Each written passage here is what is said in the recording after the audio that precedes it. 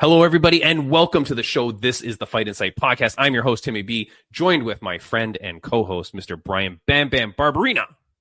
Let's go. Timmy B, hit it. Ladies and gentlemen, this is the Fight Insight Podcast.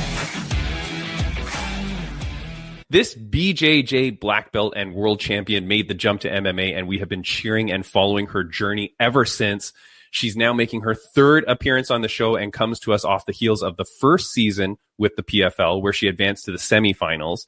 Now, the new 2025 tournament setup has been announced. We talked about it last week, Bam. Will she be in it? Is there a PFL title to announce? What the hell's up with Liz Carmouche? She's supposed to be the champ. Maybe she's not the champ. I don't know. We'll ask all these questions and more, including what is she getting for her birthday, Bam Bam? That's the most important. Please welcome Jena Bishop. Hey. Boom. Jenna, this podcast will come out 2 days before your birthday. Our birthday. Your birthday too, yes. Happy birthday to you. Yeah, happy birthday to you. Happy birthday, What are you, both of you. What are you getting? What are you getting for your birthday? I don't know, honestly. What'd you I ask haven't for? really asked for anything. Ah. I mean, usually my husband will spoil me somehow, but it's it's at the point where I'm like, I just kind of, if I want something, I get it. So, Those are I the have a hardest list. people to shop for. Those are the hardest people to shop for. I know. If they see something they want it, or there's something they want, they just get it. Yeah. It's always hard to shop for someone like that. But Yeah. you can really surprise them. Yeah, that's true. Jenna's very picky, so who knows what she'll. I know. I'm super picky. So, my husband has learned to just like not trying to go too far off of what he knows I'll like. He wants to like surprise me with stuff, but I'm like, hey, like, I'll tell you what I like. So, Yeah. And the poor guy just had to get you a Valentine's Day gift. That's what my wife suffers with me as well, because our birthdays are so close. But my wife's birthday is on February 28th. So we both have the same problem, because we're like, we get each other a little Valentine's gift, and then now you got to immediately go into birthday. yes. It's tough. It's tough. I'm like, just give me something small for Valentine's Day and the big thing on my birthday. So small diamonds on the Valentine's, bigger diamonds on birthday. Exactly. Easy. So easy. Jenna, very excited to have you back on the podcast, third time. So thank you so much. Like I said at the intro, man, I've been cheering for you ever since I first met you, following your journey. Now, before I get into questions, before I get into questions, is there anything that you want to get off the top of your head? Is there anything that you want to talk about? I mean, not really. Like, I mean, I've just been in this waiting period for so long. It feels like I'm like, me, I would love to be fighting like every other month if I could. And so to have a little bit of a layoff since last August is killing me. But, that's about it. But that's the thing, right? With PFL, and especially the way it's going, once the season is over or once the tournament is over, especially because they didn't have the PFL versus Bellator thing, there's really like almost nothing. Yeah. And you kind of just sit there and wait. Yeah. That sounds like the time you plan your vacation for. I know. We did go on vacation. So I did go to Italy last year I was like, but I just hate waiting. And That's frustrating. You get depressed. It's just like, oh, what am I even doing with my life? Like, if I don't have a fight coming up. Yeah. I feel you on that. But well, Bam Bam's in the same situation. Yeah. So here's the thing. So then the season ends. Recapping now, what was kind of your overall feeling with it? Sorry, say that again? Of like the season as a whole, like, well, like what did you come away learning on a positive note, I guess? What did you come away from it?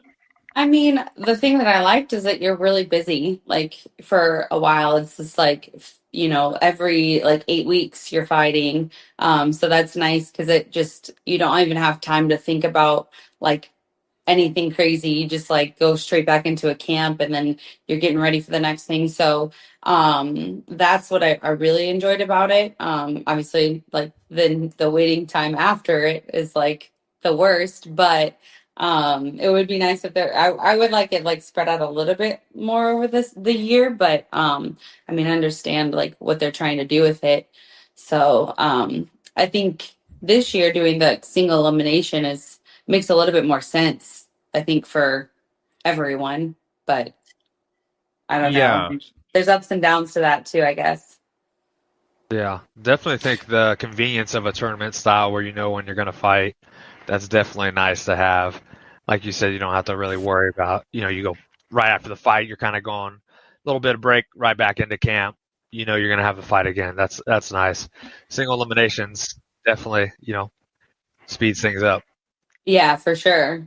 Yeah. So your manager announced, and I was quick to see it because Brian Butler is my pal, but he posted on a post and said, Jena Bishop fights April 11th. So right away I reach out to you because I'm like, whoa, it's announced. Yes. Now, April 11th coincides with a tournament date. So does that mean you have chosen to enter the tournament? I am in the tournament, yes. So Boom. That was to me the best choice to have the most opportunity to fight more often, I guess. So very nice. I guess my question on that is, did you have a choice to join the tournament or not to join the tournament to fight on something else? I did. Yeah, okay. I did. Yeah, it was cool. like join the tournament or like, maybe guaranteed like 2 fights for the year. Okay. So, yeah. Well, I thought the tournament was a safer. Yeah. Yeah. But if it's an 8-woman tournament, I'm going to assume, because all the other brackets seem to be eight people. Yes. That would mean that you potentially have a maximum of 3 fights, which of course you will, because you're going to win this bad boy. Yes.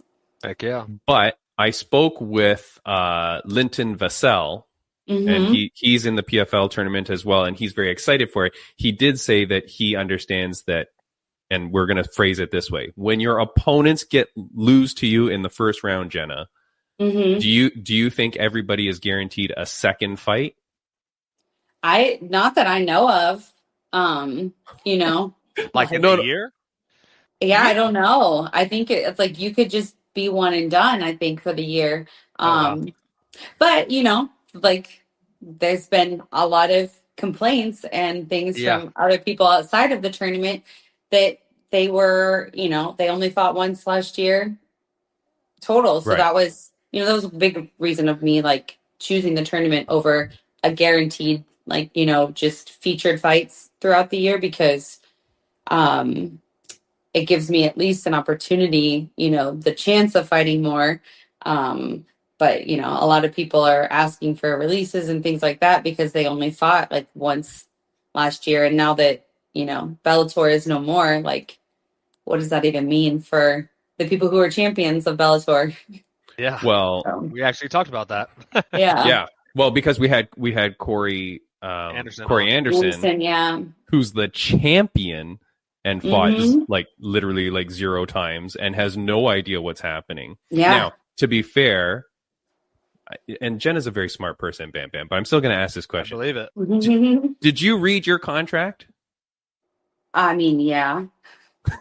All right. For those only on audio, her eyes shifted and my body language reads that as she's lying. No, I did. Okay. I did read my contract. Just go over it, right? You don't. Yes. Browse through it. Yeah. Really, my husband read my contract fully, and then he always puts it into like he like even put it in like ChatGPT, like explain everything to me. I needed like a breakdown, so we did go through it. Nice. Yes.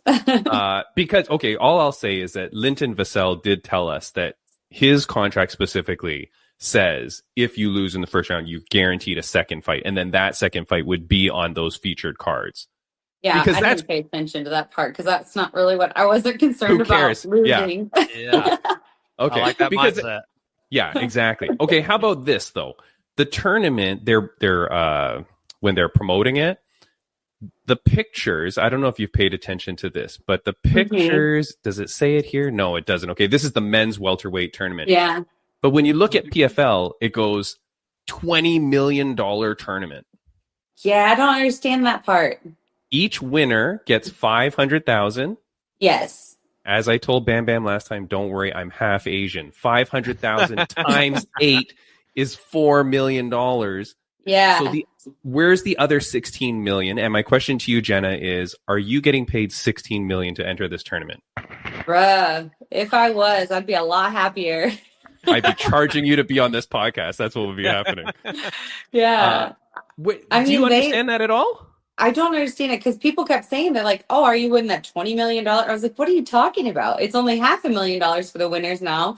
So I don't understand it. But I'm like, did they add up like what they're paying all the athletes that are in the tournament? That was my guess. That's what I said. Yeah. So, but even still, that's not that much. Yeah, I know because no way. I know for a fact they were trying to pay people less. So right. Okay, so then hold on. So last week, Bam Bam and I were guessing. Does your pay change every fight? Like, if you make it to the semis, is it more than the quarters? Like, have they like ramped your salary up? So, I mean, I know like what my contract is, but it's not. It's like they were trying to keep. I don't even know if I should be saying this, but we're gonna say it. No, I know they were trying to keep everybody at like the same rate for every tournament. Okay. I know because there was an article out that they were trying to put everybody at like, I think it's like 20 and 20 or something. Okay. Like that was like, but I know that some people weren't making that much to start out last time. But that's just what I've heard. But I know that they were trying to not have the escalators in my contract, because it's like typically most contracts is if you win, you get paid a bump, right? But yeah, they were trying to fix that around, but it's not like some huge crazy, bump for everybody. So then, so it doesn't make sense that they're just rounding it up to 20 million. Like the only way that would make sense is if they mathematically figured out, okay, all first round is 20-20, all semifinals is 50-50, all fine. You know what I mean? And then they could do the math. But even then, it doesn't seem like it would add up to 20 million. So, okay, that seems fraudulent to me. Don Davis, where the hell are you? You're lying to us. I mean, he says a lot of things. Yeah, it's crazy, Jenna. Hey, about the end when you win, it's like more than what you're assuming you're going to get in. Mm-hmm. Well, what you do, Jenna, Bam Bam, this is what she does. When she wins and they hand her the $500,000 check, she goes, "Wait a second, it's supposed to be 20 million. I want the remainder. You got to pay out. Yeah. It's been promised. I don't care. 20 million payout. Like, figure it out, Yeah. I would love if they clarified where this 20 million number is coming from. Jenna, I've been blocked by so many accounts. Okay, One FC, Dana White, whatever. I'm blocked by so many. Oh wow! But PFL is going to block me soon because every post where it says 20 million, respectfully, I put on there, where does the 20 million come from? Yeah, 8 times 500K equals 4 million. Yeah. I mean, maybe they're going to include the cost of the venue. No, what about like maybe Fight of the Nights or something? Do they do that for tournaments? No, I was like maybe Ngannou's on the card and on the tournament, and like that's why I don't know. Yeah. Maybe he'll show up. Paid well. Yeah, he'll walk down the aisle to make the 16 million and then leave. Yeah. Okay. So, I mean, obviously, a big thing in your career would be to have a title championship belt, right? Yeah. If you win the tournament, I guess you're a champion. I don't really know what the term is, right? Yeah. But, is it a tournament champion, or is it like, are you the official PFL champion? How's it? I'm not sure. Yeah, I'm not sure either. These are questions that I think a lot of people would love for clarification of. Yeah. What's your relationship with Don Davis? Never talked to him. Don Davis has never talked to any Bellator fighter we've had on this podcast, Bam. Yeah. I'm not surprised. Not one. What do you mean? I saw him at one of my fights. Was funny. Okay, this is funny. He at one of my fights, he literally walked past Robbie Lawler that was in the audience to shake. I mean, it was like some New York Knicks players' hands, but like I'm like, you like literally just like kind of like shunned one of the best fighters like ever to go after a basketball player, which is cool, but like your whole promotion is fighting. So it was just like, that was kind of funny to me. I'm like, I wonder if he even knew who he was. No, Jenna, this is the problem. And now, mind you, can I just say, am I talking too much? Should I stop? No. Don't get myself in trouble. No, you've already signed the contract. They can't fire you now. But one of Robbie Lawler's greatest fights was against this man, and this man won. I'm just saying. But He's a legend. Yeah. He's a legend. He's a legend, but right? Robbie Lawler love is a Robbie legend. Lawler. Right. But that's very indicative of what we seem to be seeing. Like, I don't know that he really understands what's going on, and because a lot of the decisions that are made are very weird. Obviously, so when I was saying about the title belt and all that, your other option aside from the tournament was to like have 2 featured fights. The problem with that, and the reason why I'm kind of glad you didn't choose that, is because where the frig is the belt? Like, I don't think Liz Carmouche knows if she's the champion anymore. She's got this Bellator belt, and what's happened? And then Hughes just fought Nurmagomedov, and they handed him a Bellator belt. And you're like, so weird.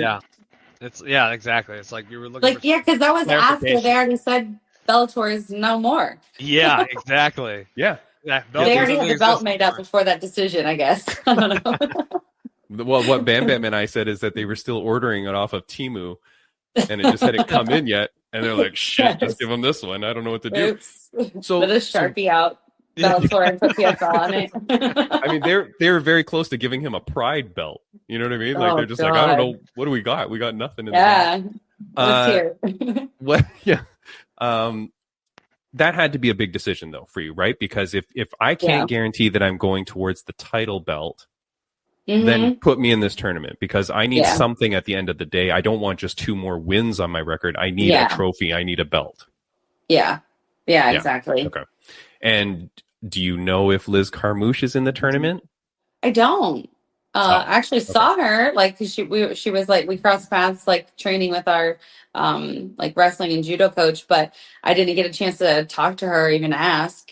I was kind of curious because I already knew my fight info, and then I was seeing on her socials that she was like PFL, like waiting for a call. And so I was like, did they not say anything? Is she not in it?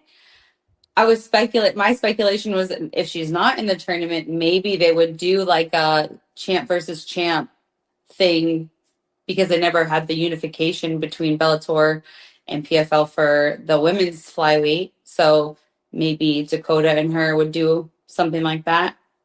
It was just speculation, but I have no clue, honestly. Nobody knows, Jenna. That's the problem. And my speculation is, and I can hit her up. this is not Jenna saying this. This is not Bam Bam saying, but Timmy B is saying, I don't think Dawn Davis knows that she's the Bellator champion. I don't like. How are you not calling your champions? You only have like 7 champs or 8 champs, right? That you got to keep track of. Your champions, like Corey Anderson, like Liz Carmouche. Liz Carmouche has been on this podcast. Wonderful, wonderful human being. I really like her. You got to give more respect to your champions at the very least. I mean, that was something kind of surprised me all last season, because it's like, I feel like they didn't really advertise her in that way. Like, she was a champion. She's the, current Bellator champion, like putting like that, her title essentially on the line to do this. Like, I guess she still is the champion. I don't know what that means even. Right. But like, it's just like, I thought that they would use that like for marketing and promoting a lot more, but I didn't really see it. So, which I feel like is unfortunate for her, because I feel like, she deserves that respect. Yeah. Yep. Absolutely. Yeah. She's been a long-time champion. She's an OG of the game, the first ever woman to step foot in the UFC octagon, right? Yeah. She walked out first. So yeah, big craziness there. I don't want this to be too negative. Yeah. Although it's so fun. It's not negative. We're just all curious about what's happening. It's like, I'm not trying to like throw shade. I just want to, it's like, there's not a lot of, hopefully soon we'll have all the answers to this. I really hope so. Here's the thing, Jenna.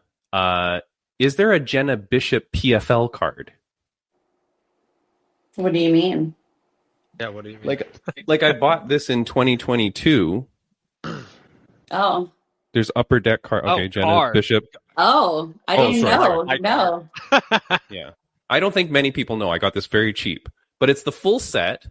And and I've had fighters on the podcast that are on the card, which is cool. Bam Bam has no clue if he's on a UFC card. Like, you still don't now. Oh, are you? Yeah. Are you on a card? Yeah, there's some out there. I was I was at a card store the other day and they had a box of UFC cards and I went looking for a Bam Bam card and they didn't have one. I was like, crap. Everybody probably bought it out. Jenna, do you know if you're on a card? No, obviously not. I don't think know these exist. Yeah, I didn't even know they existed, and I doubt that I am. But you'd have to be. Yeah, you'd have like this is the 2022 season, right? So if they make a 2024 season, you'd have to be on there. But I would think that they would have you sign them or something for like special ones, you know? Yeah, I don't know. Right, the only thing I've signed is the fight posters. Okay. Well, here's another thing to Dawn Davis. I'm not buying any more of these cards until Jena Bishop is on a card. Yeah, I like it. All right.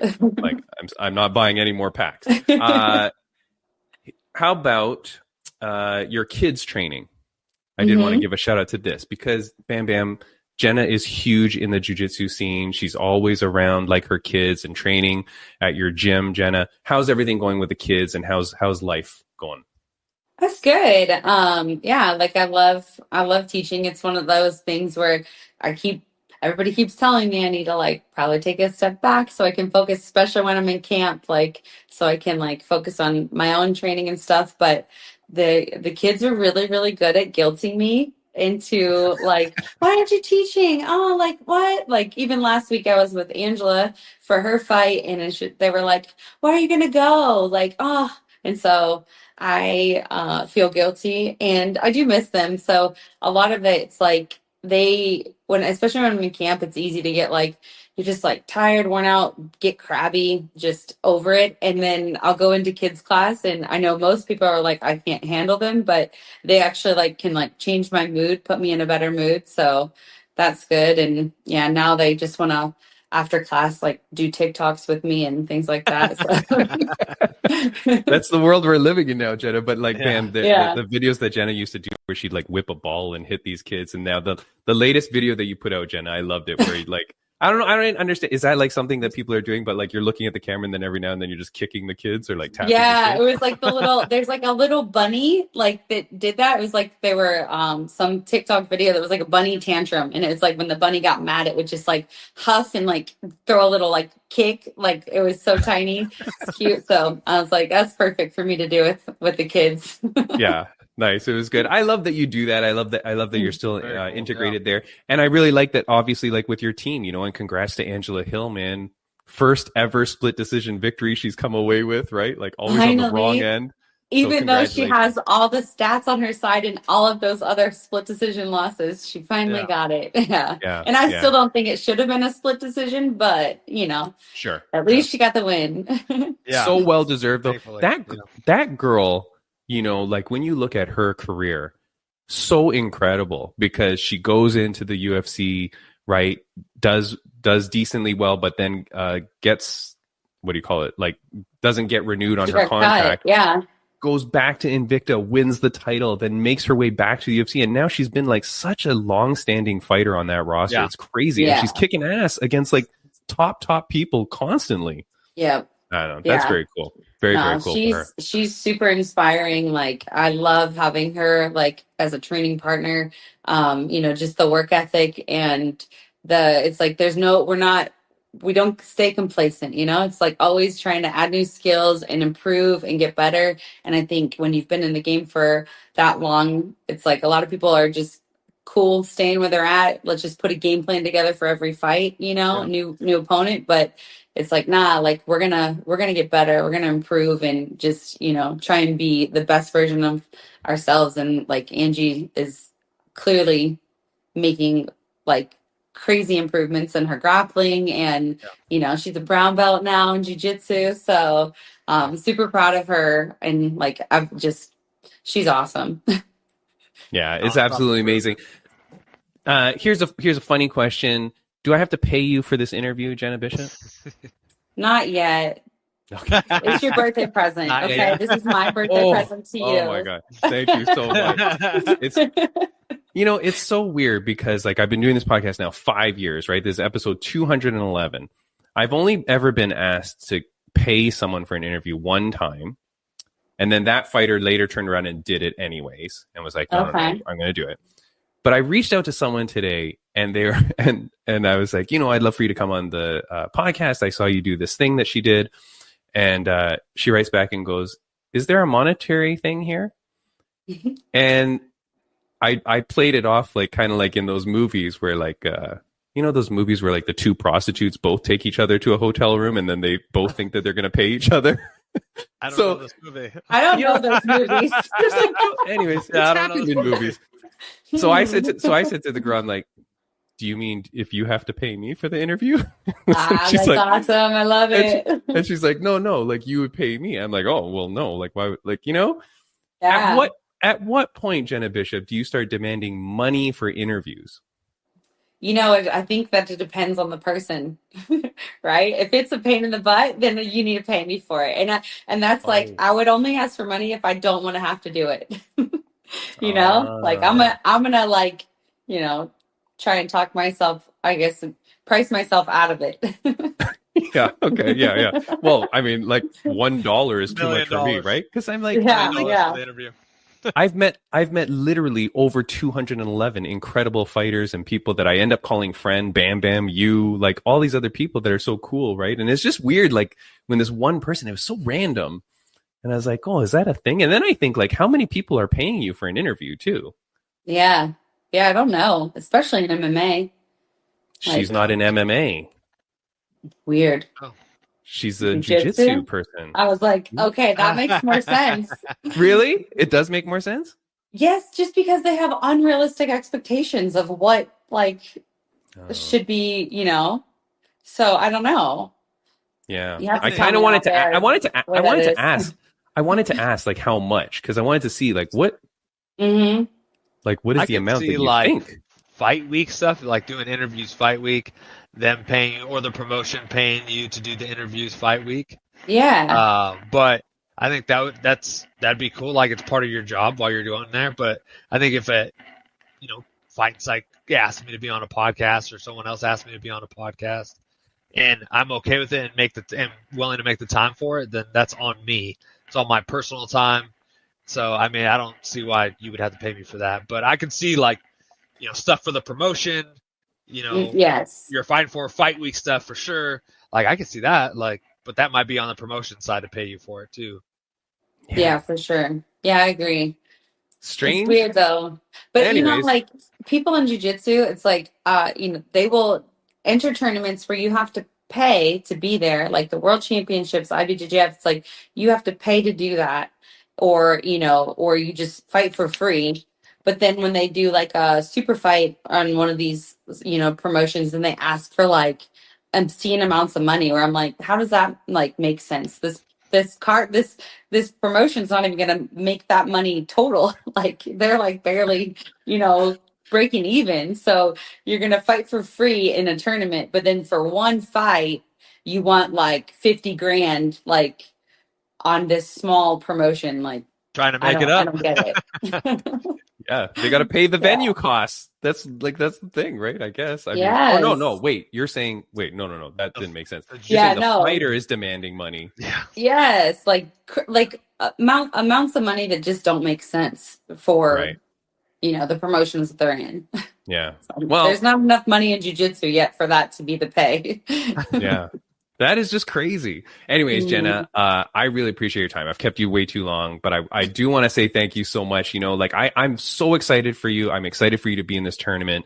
I'm excited to figure out what happens. I'm excited that you finally get a bracket. And here's one thing. I think you're happy that the bracket should be transparent, right? Like we should see all 8 people in a bracket. I hope so. But here. So again, Don Davis, this is how you run a tournament. You show the bracket, and I want to see where everybody is. So when Jenna looks at her, she can see where she is, and she'll see her potential next 2 opponents, right? Yes. That's what I assume that's what's going to happen. So, yeah. It cannot be a hidden bracket. Yeah, that would be weird. Yeah, it would be insane. It would be insane. Yeah. It cannot be like that. Now, last question I'm going to ask you. It's a question that I think I've asked you before, but it's a question that my mom used to ask me every day of my life growing up. I want to ask it to you on a scale of 1 to 10. Jena Bishop, how happy are you? How happy am I? I would say, at the current moment, let's give it an 8. Okay, 8. that's not bad. Yeah. And can I ask why an 8? Oh, there's just always room for things. There's things that I probably shouldn't say. Okay. But I will say one thing that definitely makes you happy is you're back home and you're with your cute little doggy. Yes. That's always the best. So Of course. thank you so much, Jenna, for coming on the podcast. I appreciate you so much. You know I am a huge fan of yours. I can't wait to see what comes next. And April 11th, go kick some ass. Thank Get you so yours. much. Yeah, we'll be rooting for you. Thanks, guys. Great Definitely. All right. See you later, Jenna. Thank you. Bye. Bye. All right, fam, that is it for Jena Bishop. We absolutely love her. Like, she is really one of the honest to goodness, nicest people that I've had on this podcast. She's been on 3 times, so I really appreciate that. But look, again, we keep learning about PFL, man. I mean, you could not necessarily learning. Learning. I don't know if you could say learning. It's like we're learning that everybody is in the same boat. Everybody knows nothing. Everybody knows nothing. And the questions that people are asking, people don't understand what's going on. Now, our next guest is here. He's a little bit in there you go. Okay, he's coming back in front. He's probably getting phone calls. That's why. But let me introduce him now, and we will see if our next guest is ready. I think he is. Yeah, he's there. I see him. Okay, here we go. Bam. Let's get right to our next guest before we talk about other stuff. He is making his return to the podcast after almost 2 years. He was back on episode 86, Bam Bam, when I first met him. He first grabbed the world's attention on the Kardashian reality show, The Life of Kylie. He uses that to parlay into the world of influencer boxing. He has now won his first and last 5 fights. He now makes his professional boxing debut. He has everything to make it far. He's got the determination. He's got the team behind him to get there. His pro debut is on February 22nd, my birthday, Jenna's birthday, at Boxeo de Gala 20. It's Ochoa versus Johnson in East Rochester, New York. Please welcome King Albert Ochoa. How's it going? Hey, what's up? What's going on, buddy? Good. Everything's going well. Hey, man. Do you mind turning your camera sideways? Is it possible? Like that? Or no, I have to flip it. Hold on. Yeah. Hold on. You got to flip it. There we go. What's going on, my friend? Good. How are you? Dude, I have not seen you in almost 2 years, and your life has skyrocketed since I last saw you, man. How are you feeling? I feel good. The past 2 years, a lot has grown. I've won my I've kept winning since the last one we spoke about, and I'm still in Vegas. I mean, everything is going really well for me right now, and I'm really happy. Very, very cool, man. Are you at the zoo? No, I'm actually in San Francisco. Look, I was gonna say you got to be near the beach. Yeah. Oh, very beautiful view. Nice. Very, very nice, man. Now, look, Albert. Obviously, life is on the up and up. When I met you 2 years ago, you're doing the influencer boxing thing. You came from the fame of being off the Kardashian show. And to me, I'm like, okay, I hope this kid does it. You had the great mentality. You had the great focus. I could see it in your eyes. I could see it in your professionalism when you spoke to me. I'm so happy that 2 years later, man, you're still doing your thing and it's going up and up. Thank you so much. I've put in a lot of work, a lot more work, honestly. From 2 years ago, I thought I was doing something really good, and I was, but now the work I even put in more, I've matured a lot. A few years ago, I was a little bit immature as a kid, but I was still doing what I needed to do. This one, I matured more. I have a better understanding of the world and more of boxing behind the scenes with the business side. And, I'm just working my butt off like always. No, I'm very happy for you, man. And you say that, but I feel like you're being very modest because when I saw you, I knew that good things were ahead for you. Can I ask, what is the biggest thing that you were surprised at in the last 2 years? Because you talk about learning. So what was the biggest thing that you're like, holy crap? What I've learned, honestly, was in boxing, a lot of people are going to say they have their best interest in you, and that's not it. Yeah. I've learned that so much. They'll rather break you than try to help you. And a lot of people are in it for themselves. And, I wish nothing but the best for those kinds of people in boxing. They don't usually make it far. And, I've learned that so much. There was a time and a point where I actually wanted to quit, and I did want to, but I didn't. And, I'm still here. I'm still doing my thing. And I still feel like I've I'm making a good impact, and my career is off to a great start. So have you That's changed? good. Have you changed things from when you first started? Are you still at the same gym? Still working with the same people? What's all changed since 2 years ago?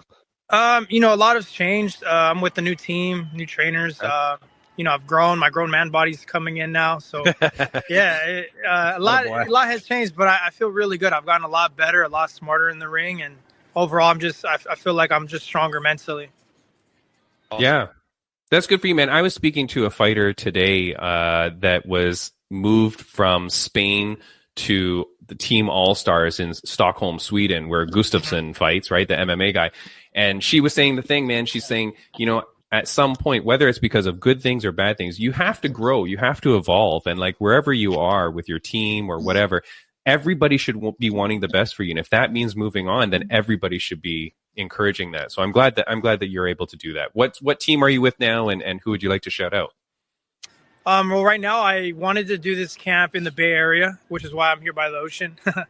San Francisco, beautiful city. So I'm over here in San Francisco working with Stan Martinik. He was a really good amateur. He represented the Nationals, and he's been a good trainer. Me and him have got along really well. And he's been a part of this camp. And then when I go back to Vegas, I'm with Salas Boxing Academy.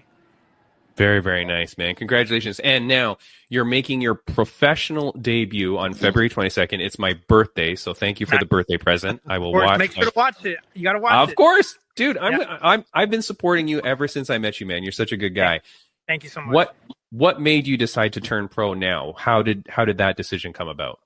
Well, it's always been the goal of mine. At the end of the day, I couldn't just get in there just to fight whoever. I had to build my way up, and I think I'm at a point where it's the perfect timing for what I want to do and what's down the line that I want to get to. I have to turn pro, and it was a good decision of mine, and I just feel like I'm more than ready to go fight an actual fighter. Every fight I've had has always been a real fight. I put in the work. I'm in Vegas, despite what people say. It's been a real fight, and I'm still training and working with professionals. So now to fight a quote-unquote professional, it's nothing different. It's just I got to put in more work, and I got to keep growing and learning, and that's what I plan to do this Saturday and get my hand raised again. Is the guy fighting also making his debut, his pro debut, or does he have fights already? This guy has multiple fights already. Okay. What does multiple mean? Well, so a little inside scoop. I haven't announced. So the original guy that's on the fight poster, he pulled out on fight week. So I was really upset. We were working really hard to it. But instead of me canceling the fight and, moving on, we decided to find another opponent that I have no idea who. He has 2 fights now. So I'm going from one that has 6. Now this guy has 2. And, I'm going to be fighting him. And there's not much footage on him, but I believe I still, I worked so hard these last 6 weeks, and the people that have helped me, I didn't want to waste any time. And I just got to go out there and do what I got to do and believe in myself more importantly. Hey, I like that a lot. That really shows that warrior mentality. You put in the work, you're ready to go. Whoever's going to step up, whoever's going to be there, you're willing to take them on. I like that a lot. Respect that a lot. Thank you. Yeah, dude. Now, Albert, and I want to make sure, you're Mexican, right? Mexican heritage? Yes, Mexican American, so that Mexican fighting spirit, that's what they always say, man. These dudes are killers. Yeah, no, I feel like he's going to be a tough opponent, but I feel like I'm just better overall. I've learned. I've been in camp. And just overall, I really want it. From 2 years ago when we met, I want it, and no one is taking that away from me. And this guy is just another step of where I want to get to. And, I got to get him out of the way. Yeah, definitely, dude. Now, look, you're talking about growing into your man body. Bam! That's a good one. Look, man, if you're listening only on audio, you got to come and watch the video on YouTube because, this dude is jacked. Albert Ochoa, looking big, man. Like definitely you've been changing over time. Bam Bam wanted to ask you a question. What's on your OnlyFans? Yes. What's OnlyFans? So I got signed to them. I think I was the first one to get signed before making my pro debut. I honestly believe that because they only sign professionals. So I signed with OnlyFans. That was a big dream of mine from 2 years ago to now. I spoke that into existence, and it's one of the biggest companies out behind me. So a lot of workout stuff, a lot of, mental stuff, just helping people, whoever messaged me that are fans. And Okay. So no foot pics or anything, You get those occasional people that ask, but for me, it's just I post my workout stuff and just my boxing and, anything that people want to see. Yeah. All right. Okay. And Cool. and like just to support you on this, man, like people pay for that, or is this a free thing? Like, how does that work out? Yeah, it's a free thing. Yeah, the personalized messages, people could send you money, or if they want a workout video, or if like they want to see what you do, like behind the scenes, then I'll be like, okay, like I'll send you some of my sparring. People that don't see. Oh, okay. So What if your opponent wants to pay you for your sparring videos? Do you just charge them a higher amount, or how does that work? Charge them a higher amount on. I like that. Yeah, very good, man. Hey, look, that's really cool, man. I'm glad that you're on there. What other sponsors and things like that have you been getting? Have you been getting a lot of like love from companies? What's going on? A lot in the Bay Area. Honestly, none of this stuff would have happened if I didn't put in the work from 2 years ago. So the things that are happening now, it's what I wanted, and for me to barely just start and get my foot in, it's a big blessing. I've only been in the sport 3 years, and I'm just very blessed. But Bay Area mainly, a lot in California, but the big one is OnlyFans, and signed a really great deal, and I'm really happy. Yeah, I'm happy for you, man. Let me say, man, you started this as the influencer boxing thing, and of course, there's a lot of like weird thoughts on that, right? So people will think influencer boxing is not very good quality. Influencer boxing is just like a little niche thing. Yeah. But you're making it a real thing, right? Because you're going from the influencer boxing, you're going on into professional route. You seem to be doing it the right way. You're not taking like joke matchups and things like that. You're taking real fighters, and you're on your way. What is the end goal for you? Like as a boxer, I don't even understand. Is it to get on a Jake Paul card? Is it to like what's the end goal here for you? Well, I've been offered multiple big fights. The last one was in not Saudi, Dubai, with Misfits, DAZN. So I've been offered multiple fights that are on big stages, but it just didn't make sense for me. Talking about me move up 2 weight classes, me drop 2 more weight classes, and those are good for people that need it, or that want that exposure, or that want to look like a joke. But for me, I want to take things slow and the right steps, and I felt like I've taken every step the correct way.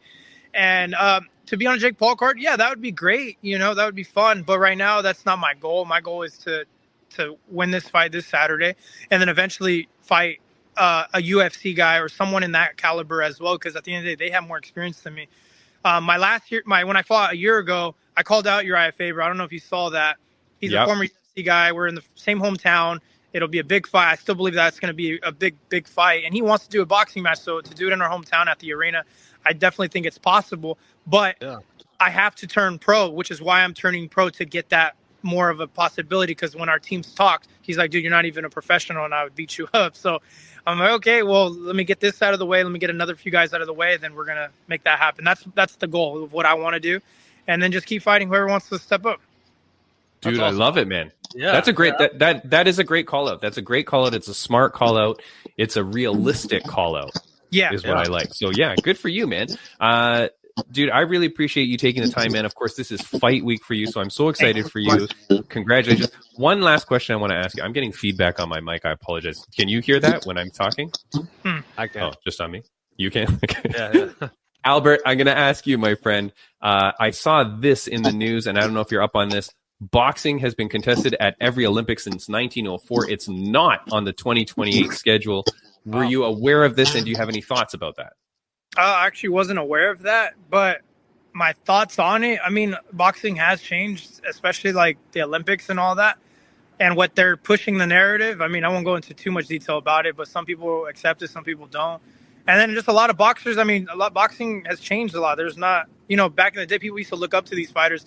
Now I don't really see that as much anymore. But, I mean, it sucks, but, I mean, it's the truth. Yeah, it's weird. I think they're having I think the issue is that they're having problems with whoever was sanctioning it or whatever as a part of the Olympics. And so because of that drama, then they're potentially not having it on. Would you, I mean, is that a potential for you that you become an Olympic boxer? I guess so, right? Well, me, I mean, I don't think I would go to the Olympics or want to do that. But, I mean, I don't know. You never know at the end of the day. Wait, why would you not? What, to be, like, to what? I don't understand the full question. To compete in the Olympics? To compete in the Olympics for boxing. Just because I have other worries, and right now it's not in my focus or goal, I would say. Other goals for boxing, right? Yeah. Oh, okay. And the goal for boxing, aside from the card, but is it to obtain the WBC title? Like, I'm not a huge boxing guy, so I don't understand. But like, like if you're an MMA fighter, you're like, I want to become UFC champion. If we can manifest this now, because you've manifested so much in your life, what is the end goal with your boxing? What's the title you want? Yeah, the main goal is to just get better each fight, better every single year. I tell myself I want to get to 10 fights. I want to get to 10-0, and I want to just be out of it. My goal isn't to be a world champion. I just want the biggest fights, and each fight has been big for me. It's made headlines everywhere, TMZ, Fox. So as long as the fights are being paid attention, I keep winning. That's all that matters for me, is just to keep winning, keep getting better and learning. And my goal isn't to be a world champion, because at the end of the day, too, some world champions don't even make a lot of money. There's a world champion that I know that got paid $5,000 his last fight. That sucks. That really does suck. Boxing needs to change. They deserve so much more. And you're talking about they're only getting $5,000. They're a world champion. Like, it's sad. But at the end of the day, it's about who sells and who are people paying attention to. Right. Yeah, absolutely. Dude, you have the right mentality. I'm telling you, man, from 2 years ago till now, yes, you've matured, you've grown, you've gotten jacked, but your mentality is still there, man. You're still a good kid. I'm really rooting for you, buddy. I hope that you get everything. And I like what you're saying. I like what your dream is, the 10 fights, and then you bounce, but you make your mark in the sport, man. Before I let you go, is there anybody that you want to shout out or say thank you to? Yeah, so I don't know if you saw my social media. I got in a relationship as well. That's my first relationship, and she's right next to me. She's making an appearance. Yeah, Maricela Cornejo. She's a beautiful woman, and me and her connected, and she's a great boxer. She's made it to the highest level, and she's still there. So she's helped me a lot, with my nutrition, and has helped me in general in my career this past year that we've known each other. That's beautiful, man. Dude, I'm so happy for you. Now, I'm a married man. Bam Bam's a married man. I'm just going to give you some advice. Never show your woman on camera before she says it's okay. She could have killed you right there. I don't know. Gotta be careful. Gotta be careful. I gotcha. Yeah. And she has hands, so. Yeah, she's got hands. That's the worst part. Yeah. No, it's funny. We sparred before. We did it one time, got it out of the way. It was a fun experience. Dude, I wish you a long and happy relationship. I'm very happy for you, for your happiness in general. And it leads me into my last question. It's a question that I've begun to ask all my guests. I didn't ask it to you the first time I saw you, but I ask all my guests now. It's a question that my mom used to ask me almost every day of my life growing up. So I want to ask it to you. Albert King Ochoa, on a scale of 1 to 10, how happy are you? I would say a 10. Everything I'm working so hard for, and the things God is blessing me with, I am happy. I'm at a peaceful mindset. I don't have toxic people around me anymore.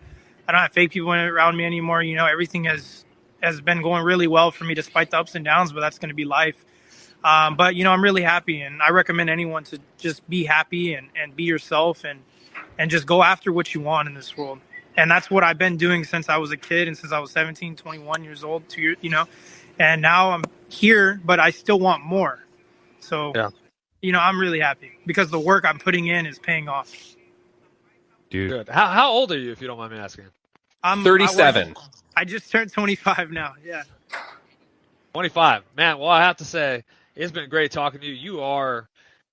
You seem way beyond your years. You seem Thanks, man. You actually know what you want to do, your goals, you're putting in the work, the way you talk, man, everything. I see nothing but great things ahead for you, man. Go get this win. Kick some ass, and excited to see you compete. Thank you so much. Make sure to watch it, and I expect nothing but a greater performance and just show my improvements from the last fight. Awesome, definitely. Looking forward to it. Albert Ochoa, man, it was a pleasure to have you on. I don't want to wait 2 years before I see you again. God help me. God help me if I'm still doing this podcast in 2 years. Yeah. I will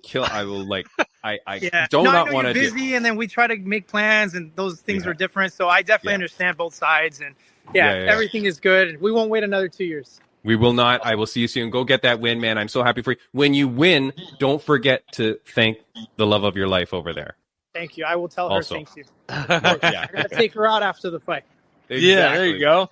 Have a good one, my friend. Take care. Man. Yeah, take it easy. Yeah. Bye. Boom. What a good kid, man. Dude, I'm telling you. Dude, definitely matured beyond his years. He's he's like us. He's an old soul, Bam Bam. Dude, yeah. You know what I mean? He's got it figured out too. He knows the path he wants to take. He knows what he wants, and he's going after it. It's really and it's really good to hear too. Yeah, and the thing is too, like you're a young kid coming off, Kardashian fame, right, from being on a reality show. So many people can get their fingers in. So many people can get like their fingers into you, right, and kind of like mess that up.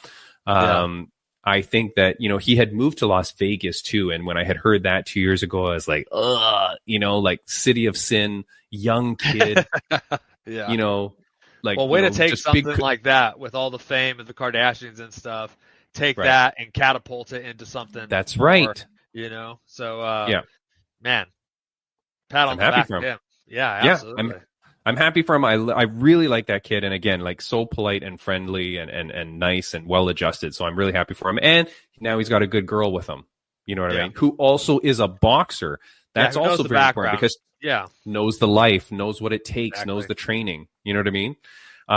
Here's the thing, Bam. I do want to shout out friends of the podcast. So I do want to say, boop, boop, boop. Let me get my banner up here. Friends of the podcast update, bam, bam. Rageworks Podcast Network. Go check them out at rageworksnetwork.com. We're also part of the Sweep the League Network and the Refocus Network. We want to thank them. They are an incredible place for creators and hosting interviews that inspire. So thank you for being a part there. And then fighters, we have Jena Bishop obviously fighting April 11th. We have Albert Ochoa fighting on February 22nd. We also have our good friend Swayze Valentine, who's going to be a cut woman at the UFC on February 22nd. So see her there, of course. And Bam, I want to say thank you to your daughter for cutting your hair. Yeah, I guess it looks a little more cleaned up, I guess. Yeah, you look a little job, bit. I'm telling you. I just told her do whatever you want. It was her first time ever cutting hair. She said, I wanna try cutting hair, and I have lots of it, and it grows really fast. So I said, go for it. If it turns out terrible, she's like, you can shave it. And I was like, I have no problem with that. So even if it turned out where she like put a hole in my hair or a big gap or something, I would have wore it like that for at least a week before I shaved it. Dude, you're a great. Can't let my little girl go out like that. Come on. No, you're a great father, man. Obviously, but like, thank God that you did a good job. Yeah, it looks good. It looks good. Job. Thank you. Let's see. I had a couple of things that I wanted to talk about before we go. I know we're coming in late. I wanted to ask this to Jena Bishop. Did you see it? I mean, because we're getting late now in some of these things that I had saved up. Did you see the Kevin Lee video where he gets knocked out? We never talked about that. I think that might have been 2 weeks ago. Very quickly. That was like 2 weeks, maybe even longer. I don't know, but yeah. Possibly. It's really bad. Very quickly. Good, bad. What's your feeling on it? I'm always not a fan of when people put out sparring footage.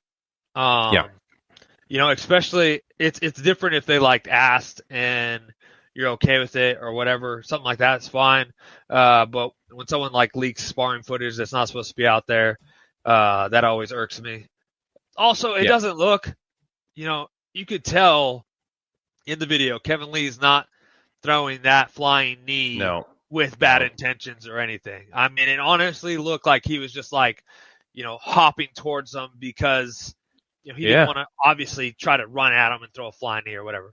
But he did. He gets caught, and on the way down, he has his hands down too for all that, So maybe he probably thought too, like I'm going to jump at you like I'm throwing a flying knee, and with not thinking that he was going to get pinned right there. But in the end, yes, I'm not a fan. Absolutely not a fan of when people leak sparring footage, or put footage up of them beating up teammates, or getting the best of teammates, because damn well on the other side, there's times where he's getting the better of the other guy and beating him up. Of course. That's the way it is. So even if not. Even if you've never beaten that guy. Even if not, yes, I don't agree with it. Yeah, I've sparred with guys that would just beat my ass over and over again, and I could never get the better of them. Yeah, I still don't want that idiot putting the footage out of me. Yeah, absolutely. So I'm glad that you say that. Then we're on the same page too. Here's what I'm going to say though, Bam Bam. To all the MMA pages, every single page, whether you're like a nobody like me, or whether you're like MMA junkie or MMA mania, we're not nobody. Whatever the hell. We're not nobody. I know you're not a nobody. But here's the thing. to every single page out there that shared that video. Yeah. Just spread it more and more. You're a piece of crap. Do you understand? Yeah. Because you know it's wrong. I don't think what you just said about knowing that you should not be sharing sparring footage. And I know that most of the people in MMA social media have never trained a day in their life, so they don't even understand. Yeah. But everybody knows it's wrong to share that. And for you guys to repost it on your own account is just dirtbag move, man. No way should you be sharing that. Now, if you want to put it as a story so that it comes and goes, I'm kind of okay with that, because maybe you're just putting up quickly so people can see it and then maybe you can have a conversation about it. That's fine. But to put it up like on your Twitter or whatever and it just stays there indefinitely so that other people can share it, so that blah, blah, blah, right? Like, that's just classless, man. I did not like that at all. I think like things like that, it's same as like a freak injury or like an embarrassing moment. Like, why would you reshare that on these people that you love? Jimmy, that's the thing is, these guys aren't about, what it feels like to be in that position or anything. They're just about getting their clicks and everything. So, making sure the eyes are on their channel and all that, and that they're putting out this stuff. But really, it's a shame, man. It really is. Not a fan of that at all. Last thing I think that I want to get to, because again, otherwise this will go 2-3 weeks without us talking about it, is this boom where Sean Strickland, and I apologize, I'll take this out. Sean Strickland was saying, or his coach Eric Nixick, was quoted as saying, I think he needs to evaluate what he wants to do in this sport. If it's just to make money, then that's great. Let us know. I want to coach world champions, so my motivations are different. So I think that just to kind of show up and do that and not really back it up, to me, was just kind of uninspiring. That's his coach saying that. Bam, bam. So I've seen this. I've seen that, and I've seen some other stuff about Strickland saying a little bit back and stuff like that. So, but okay, so hold on. Let me put that quickly up. Okay. Sean Strickland then says, I like Eric. He's a friend of mine, and he's going to continue to be a friend of mine. Will he probably be in my corner? Probably not. He'll have so many great guys, blah, blah, blah. Right? Yeah. So go ahead. Yeah. It's, first of all, what the hell? Like, what the hell? Like, why? What? You're his coach. You're supposed to be his friend.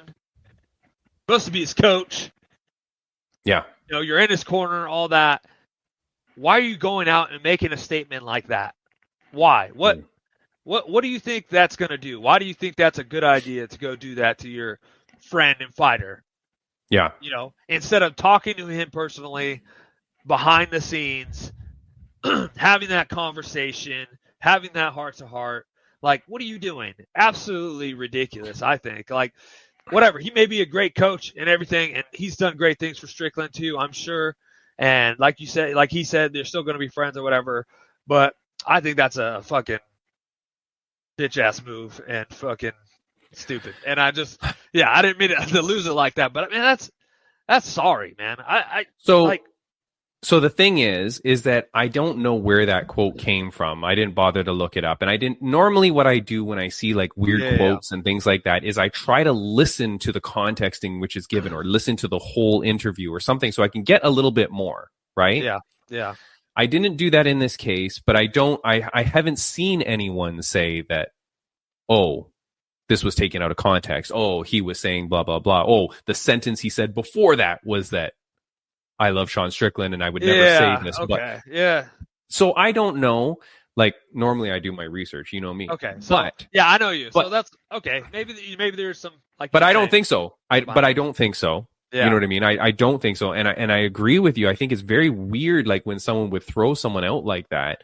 Or if you were Eric Nixick and you saw how that quote started going all around the internet, you think that you would immediately post something to say, whoa, whoa, whoa. That was taken out of context. What I meant was this, blah, blah, blah. Yeah. But the thing yikes. is like time and time again, you think, he's been in his corner multiple times. He's been there. Yeah. They've been through some stuff. He's been there when Sean Strickland has done great things, and he's said great things about him. Why, when he has this bad performance for the belt, like, do you go and like throw him in the dirt? Like, was it a bad performance? He's already down. I mean, I guess it wasn't that bad. It wasn't a bad performance. Don't think so. So I don't think he pulled the trigger as intensely as he normally does. And whether it has to do with the staff and the antibiotics or whatever injuries, that's all bullshit. Because yes, it's a true thing, and yes, it happens. But at the same time, and I say this with anybody who goes into a fight, is in that moment when you decide I'm going to still go fight, you have decided that you can beat this guy. You think you 100% think that you can beat this guy. Right. Now, if you're saying like, oh, well, I'm going to go just make the money, blah, blah, blah. But most of the time it's you believe you're going to beat this guy. Now, if you win, you're stoked off your mind, and there's those people who do still come out and roll out the excuses of why your performance wasn't great, and I smashed him, but that wasn't even the best of me because I had this, and this. Like, and then if you lose, it's the same thing. People roll out excuses too. And I'm not saying Sean Strickland rolled out excuses. He did mention those things, but did say it had nothing to do with the loss. Respectful. Yep. I'm just not a fan of that. I don't think that you 100%, you go into a fight, you know what's wrong with you, whatever, you still believe, that's why you still went to fight. So, with that said, yeah, I don't agree. Like, I don't think that was his best performance. I think he was, could have been more intense like he normally is, getting after him and letting his hands go. But he did fight a strong Sean Strickland fight, fight, sticking to his style. He wasn't going to change that. I just felt like he wasn't as aggressive as he normally was. And definitely didn't see like that rage that came out in like the Izzy fight and stuff like that. His nose was also shattered in 1,000 places. Yeah, right. Yeah, his nose got shattered. Forget excuses going into the fight. Yeah, he got pretty smashed up in this fight, and his style is where he's a little bit more patient until he smells blood. And unfortunately, when your nose is shattered, you can't smell anything. And so I will say too is Duplessis is he's an interesting, puzzle to solve. Yeah, that can be frustrating. That can stumble your own attack, your own game, your game plan, everything. So in that sense too, it's it makes it an even harder fight to fight. So yeah, am I crazy? Am I crazy to say that I feel like you and him match up for a really good fight? Me and who? DDP. I like it. I like it. Yeah, because he's a wild man. You know what I mean? And I feel like you two would just go to war, and that, like, you know what I mean? So yeah, I'm just saying. I think he would try takedowns for sure, but that bitch. Look, no, all respect. I mean, DDP. Yeah, that's the quote. Bam Bam calls DDP a bitch. He does. It's crazy. His techniques and stuff. But they work, and the thing is he believes in them, and he does them at 100%. And with that, he's able to be successful. You can't fault the guy for that. Like, what's it matter if he's able to do it his style, and be successful? Like, awesome. That's what I'm saying. Like, I love it. It was great. I just think though last thing, and then we'll go. Yeah. If you're a UFC fighter, if you're a professional fighter, if you're an amateur fighter looking to turn pro, if you're a kid looking to become an amateur fighter, when you see a quote like that from Eric Nixick, I would not train at that gym. Sorry, there's a million other gyms. Yeah. And I just feel like if you're a coach that's going to put a public statement out there like that on a former UFC champion and one of the best in the world, why would I go? Why would I send my kid there? Why would I continue to train there when I think the minute I have a bad performance, you're going to turn on me like this? Get the hell out of here. You know what I mean? Yeah. I feel like that's really got to be, that's got to be a come to Jesus moment for a lot of people in that gym. And I'd be interested to see what happens now, because who's going to continue to have that guy in your corner when you know one bad performance, the guy's going to like get rid of you. Yeah. Yeah, I could not have confidence, man. Not a fan after that remark. And again, apologies if that was taken out of context and if that's not what he meant and blah blah. But I sure as hell haven't seen anything. And If it's that's been not what now it meant, a couple came out weeks. of context, come on the podcast, please. Correct me when I'm wrong. Come on the podcast. Let's talk it out. I have, whatever. I'm not a fan of that, and I'll tell you that to your face. I don't care. Yeah, of course. But no one's going to be a fan of that, Bam Bam. No one's going to say like I really like when you sell your athlete. They can say they understand it. I don't understand it. I don't understand it one little bit. So, and there will be those who say they do understand it, but I feel like that's a conversation that could have been had behind closed doors with just between you two and spoken out. And then later on, after you spoke it out and spoke your piece or whatever, if you wanted to say a comment later on, then I understand. Whatever. Yeah. Then at least it's the person knows where you stand. So. Yeah. No, definitely, man. Look, okay, we got rid of that. We got rid of the Kevin Lee thing. We got rid of the Sean's coach talking shit comment. Athlete wanting money for an interview. Yeah. Last thing. There was a sponsor. This is really weird. There was a sponsor that was that I was having conversations with for a sponsor for the podcast. I used to have a lot of sponsors for the podcast, and then I kind of stopped because it's a lot of work for me to friggin' figure it all out. This one was a coffee company, a Canadian coffee company. Yeah. And so I had approached them and we were talking and I was like, hey, I do an MMA podcast. I think this is a great combination. And they were like, yeah, I don't think that's a good fit for us. And I'm like, and this is like a coffee plus protein, whatever. And I was like, this is like a really good fit for you. I was like, and no hard feelings. I go, is it just that you think I'm too small? Is it that you just don't like my style? Is you don't like my look? Like you don't like whatever? Like that's cool. They're like, no, it's just not a good fit. So my look too? Because that probably. Now that you cut your hair, they probably changed their mind. But I just think it's funny because I think like for companies, and again, like whatever. But I just think like it's so funny that it seems like people still have the weird stigma about MMA. Yeah. Because man, fighters and coffee is like two peas in a pod. Like that is perfection. Like so it's just funny. I just thought that was a funny thing that I came across, and I was like, but if you don't like me, just tell me. Like, or if it's something because I'd love to learn or like grow or like, hey, maybe I'll change if you don't like my color red. You know what I mean? Like, okay, for the podcast that I sponsor you or you sponsor me, I'll change it to blue. I don't give a crap. Yeah. But so I just thought it was funny. But if you're a young person with a business, no go. Oh, that's a no-go, Bam Bam. That's 100% no-go. But anyways. Sponsors, I should talk to some people then. Yeah. No, I'm not really. I don't really care too much. It was just, here and there. I mean, Jena Bishop's going to give us like $5 million when she wins her $20 million. About coffee not. But people don't always understand. People don't always understand MMA, right? Or they don't even understand that fighters like coffee, maybe. I don't know. I tried to explain it to them, but whatever. Look, man. Next week on the podcast, we are having a MMA fighter / boxer / BJJ competitor who I met this week. She's making her announcing and commentary debut. Her name is Destiny McCubbin. Destiny My Time McCubbin, an amateur MMA fighter, boxer, BJJ competitor. Very, very cool person, and she's making her, like I said, commentary and announcing debut at All Heart Promotions Fight Night on February 22nd. Another thing that's happening on my birthday. My birthday is a very special day.